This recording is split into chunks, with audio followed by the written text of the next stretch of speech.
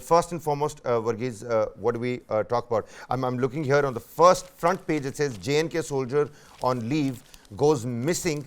Search operation has been launched. This is a Rifleman Javed Ahmad, Vani. He's 25 years old. He's from Kulgam, and he's gone missing from his own village. There's a, video message that's doing the rounds on social media where you can hear the mother of this Army Jawan saying, he's innocent, he's a young boy, please let him go, please forgive if you have really abducted him. What kind of message does this send across? You've got multi-agencies, conducting those combing operations. There's a massive search operation, not just one person's job.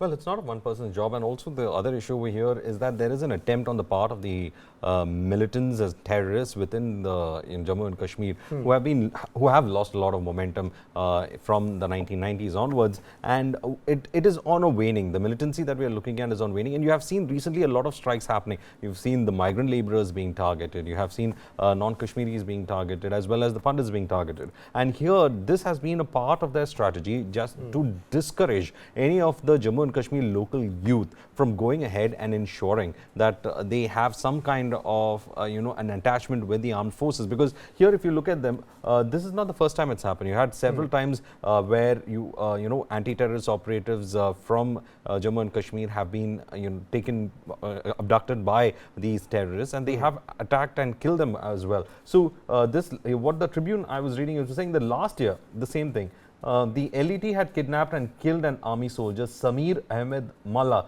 whose body was found in an orchard in Kulgam. The ultra behind the crime was Muhammad Yusuf Dar. So this is the kind of a situation. They have a plan is to target and dissuade youngsters from joining the armed forces, especially those coming in from the Jammu and Kashmir region. And it is part of the larger game plan that Pak-sponsored terrorists have been putting in place. Because what happens is that when you have they believe that it weakens their cause when it comes to Jammu and Kashmir, and it does weaken their cause, because when you when you take up the flag of India, it's a totally different message that goes through. And this particular abduction that has been carried out of this person and the emotional appeals of that family that has been going on just shows that a lot of them who join the armed forces from the region are actually vulnerable to such attacks, and this is prominently carried out by these ultra groups because of this particular issue, that these people are taking up the tricolour, and they have an issue with that because they've been asking for they've been fighting for, or rather they have been terrorizing the entire valley as well as the whole of Jammu and Kashmir for certain political objectives of their police sources say that the soldier Javed Ahmad Vani was a resident of Achatal village in Kulgam, and he went missing after he left for Chavalgam village in the same district on Saturday evening, to buy something. Now the sources are also telling, reading from the Indian Express here, saying that Vani's car was found at Paranhal village, which is about 9 kilometers from his Achatal residence. So when he embarked on that journey, he drove for about 9 kilometers from his Achatal residence, and they said while the car was unlocked, Vani's slippers and some blood stains were found inside. So it's not like a simple abduction case. So there's proper violence that's involved here as well. A rifleman with the Jammu and Kashmir Light Infantry, Vani was posted in Ladakh and had taken leave for Eid last month. Fearing that he may have been abducted by militants, his mother has released a video message pleading for his safe return home. The mother in that video, and I've personally seen the video, it's gut-wrenching again. She says he is innocent and young. If he has done anything wrong, I seek forgiveness for that. Is what she's basically said in that particular message.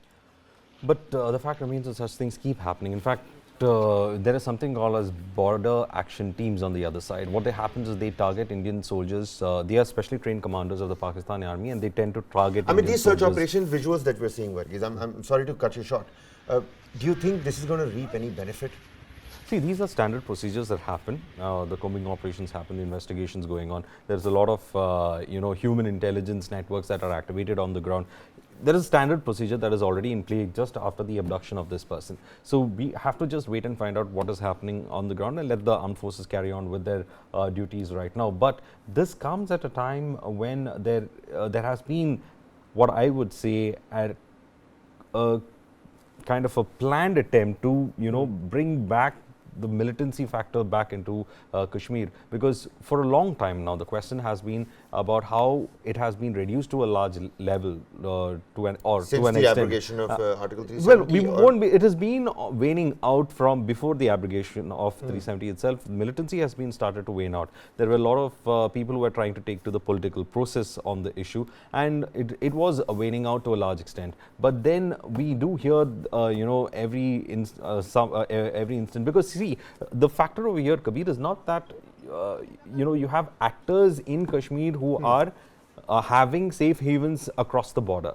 They have instructions coming in from across the border. This is a low intensity conflict that is India has been facing for years together, and all these are actually symptoms of that low intensity conflict. So it's been going on for some time, and probably, especially when you talk about abrogation of Article 370 also, there's been a larger attempt to ensure that Kashmir keeps boiling, because it's the only way to keep that cause alive is to keep it boiling. And militancy has been one of the issues that most of the people, especially in Pakistan's think tank, or the focus think tank for Kashmir, has been propagating, saying that it has been on the wane. You need to get it up and propping, because India's consistent policies have resulted in two things. One is, first of all, our armed forces have been giving a person the choice: either you surrender or you face the bullets. Two choices that you have. There is no other choice being given. There have been many appeals made by family members asking people to give up, their guns, and if you don't give up your guns, this is what you'll land up with. Now, I mean, take a look at what's happening in Manipur. The guns is the main problem. no, guns is Everybody's the got main guns. problem. So, but here the issue over here, we must understand this targeted and focused attack, especially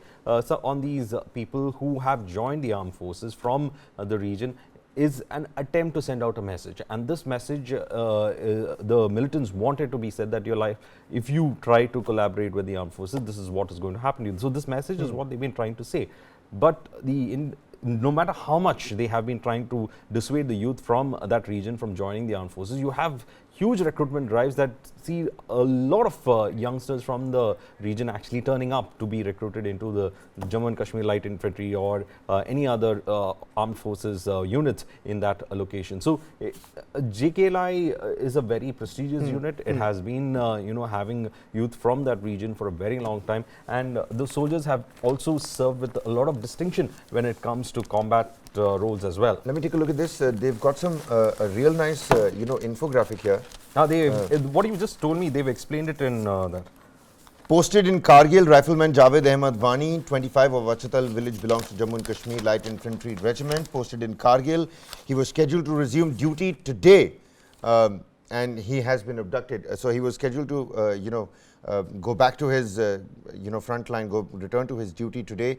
Now, bloodstains were found on his car. The abduction came to light for around 6:30 p.m. in the evening on Saturday, when he failed to return home and had gone out to purchase groceries. His car was reportedly found with bloodstains about 8 p.m. outside his village in Nachatal in Kulgam, 9 kilometers, like we told you. And officials say armed men forcefully intercepted Vani's car and abducted him, leaving behind a pair of slippers and blood marks on the vehicle. And, we can only hope that the combing operations are successful, and we, as soon as possible, can reach out to our, now missing Army Jawan. But the mother's plea, I mean, she says, without naming anyone, she's appealed to one and all, please forgive and return my son home. Well, the mother's pleas out over there, and well, the armed forces are doing their best bit, because as I said, they would have activated all their resources on the ground to trace Vani at any cost.